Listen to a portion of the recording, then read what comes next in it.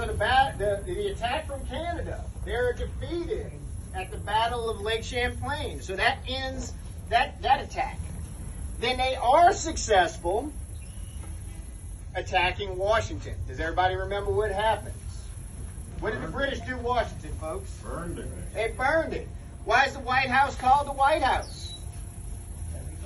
Because after they burned it and we rebuilt it, we painted it white to cover the char marks. But it wasn't until Teddy Roosevelt that it was officially known as the White House. All right?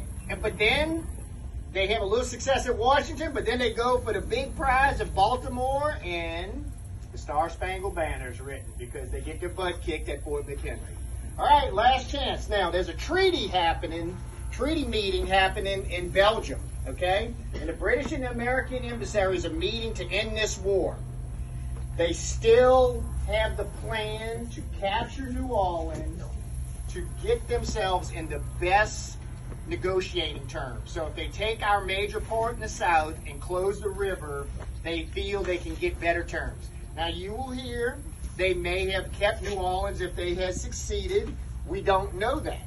But there are places that they used to own, like Singapore, Hong Kong, Gibraltar, they still own, that they never left, okay? But their plan was to take New Orleans as a negotiating strategy. All right, so we jump to, actually, the War of 1812 is now jumped to December 1814. And the British are moving across the Gulf, and we know they're coming and stuff because there's spies throughout the Caribbean and stuff, and they land over there. Y'all see the two towers? You see the three towers? Or well, the two that are together.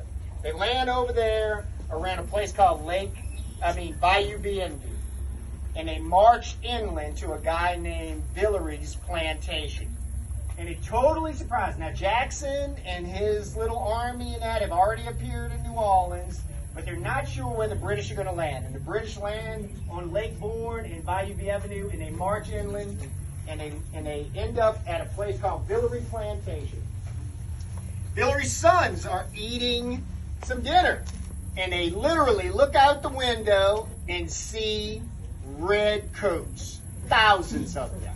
And the youngest guy, he jumps out the window and he decides he's going to be a modern day Paul